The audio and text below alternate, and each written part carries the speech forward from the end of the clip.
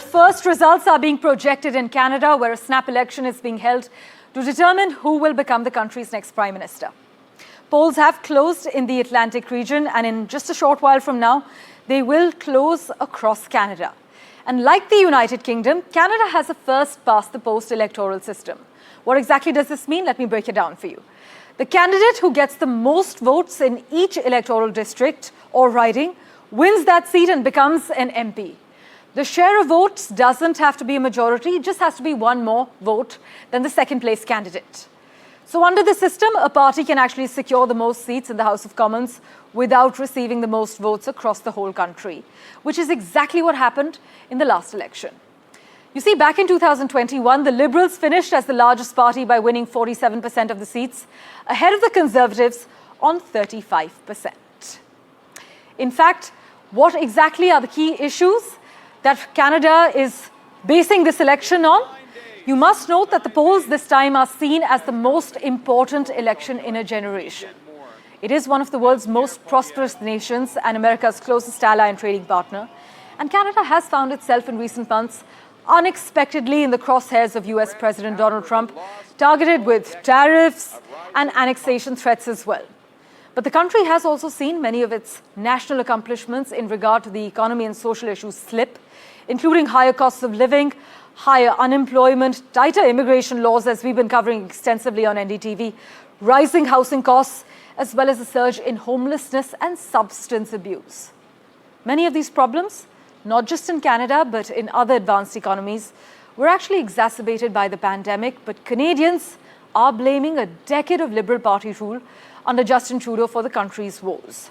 What exactly is it that got 7 million people to head for advanced polling? Take a look at the key issues that Canada is basing this election on. As Canadians head to polls, the major parties have made their final push to address some key issues. So what are they, and how are they shaping one of the most consequential elections in the country's history? One of the most important issues is the cost of living crisis, something Canada has been grappling with for years. Both the main parties, the Liberals and the Conservatives, have promised tax cuts for people in the lowest tax bracket. While Liberals are offering 1 percentage point cut, their opponents have promised to lower the rate from 15 to 12.75%. The campaigns have hinged on how the next leader would handle the trade crisis with its closest economic ally, the United States. The Conservatives have vowed tax relief for workers affected by the Trump tariffs. On the other hand, the Liberals have said they would help workers and businesses with the money raised by counter-tariffs.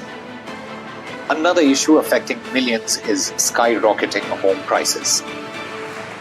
While the Liberals want to create a federal entity that would act as a developer for affordable housing, the Conservatives are aiming to build 2.3 million homes in Canada in the next 5 years.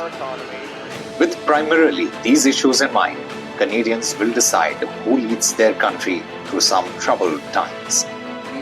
Vishal Vivek's report for NDTV World. Look, I'm a very different person from Justin Trudeau.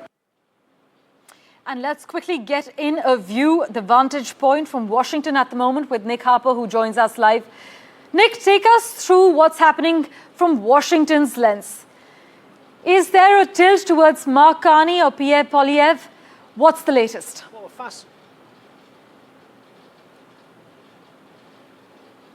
Well, a fascinating election for the United States to watch, no less because Donald Trump has made Canada so central to what he's been trying to achieve over the last 3 months, those 100 days that he's been in office, attacking Canada on multiple fronts, accusing them of letting in too many illegal migrants across the border that the US and Canada shares, accusing them of sending fentanyl across the border into the United States that then kills Americans, and of course attacking them with trade tariffs that he has placed on the US's northern neighbour. And on top of that, joking repeatedly about Canada becoming the United States' 51st state. Interesting that the two men really who are in contention of becoming the next Prime Minister, Mark Carney and Pierre Poilievre, both of them have differing views of Donald Trump. Both of them have attacked him repeatedly, saying that he is trying to divide Canadians. But interesting that Mark Carney seems to have been the man who's been able to capture the message better than Pierre Poilievre. He's been able to unite Canadians in the face of Donald Trump. He's the man, I guess, who's been able to capture that advantage. Because bear in mind, Poilievre's Conservatives were far and away above in the polls about 3 months ago, before Donald Trump put those tariffs in place. And then Mark Carney, capturing that message of defiance against Donald Trump, surged in the polls. But of course, Poilievre, as a Conservative, is much closer in nature to Donald Trump, a Republican. Some have compared him, saying that he is a mini Trump, both of them against woke ideologies that they say have infected both the United States and Canada. And yet it might not be the person who wins tonight's election. It might be Mark Carney, who's clearly going to be a harder concept for Donald Trump to try and deal with over the coming months. He's already proven himself in the short time that he's been Prime Minister since Justin Trudeau stood down, as someone who is fierily going to stand up for Canada's rights, for Canada's sovereignty, and for Canada's trade unity. Nick, then, is the US viewing Mark Carney's rise as a direct pushback against Trumpism, against Trump's transactional nature and his protectionist policies?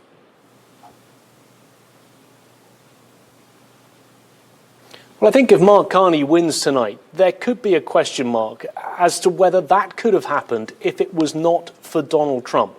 We have a potential scenario here that Donald Trump is putting his stamp on a foreign government's election. Mark Carney potentially might not have stood a chance of winning, might not have stood a chance of keeping the Liberals in power for a fourth consecutive term, if it was not for the fact that Donald Trump had launched that attack on Canada, trying to get it to become the US's 51st state, and launching a whole raft of tariffs upon it.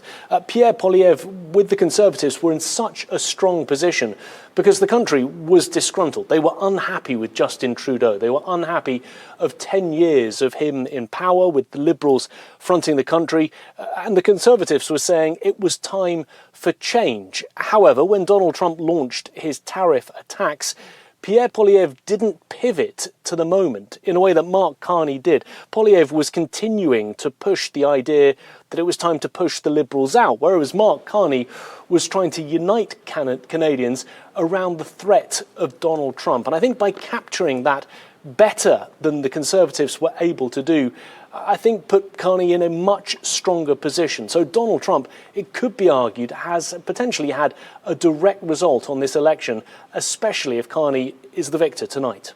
On that note then, Nick, is Washington also seeing Canada's election as a test case for whether democracies can actually resist the strongman politics trend?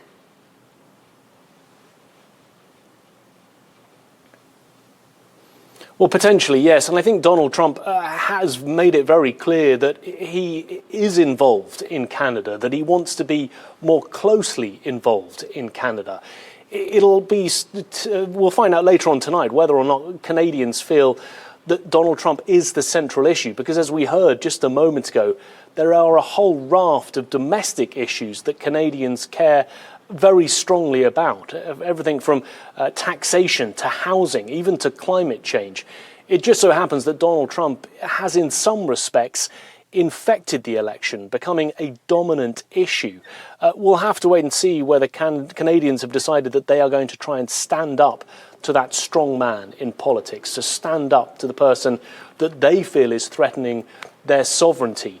And I think Mark Carney, of course, has really tried to make that a rallying cry. He even said in campaigning over the weekend that Donald Trump was trying to break Canada so that America can own us. Canadians have said time and again they do not see that as a funny joke, this idea of Canadian sovereignty being expelled, of it becoming part of the United States. That joke, they say, war thin a very long time ago.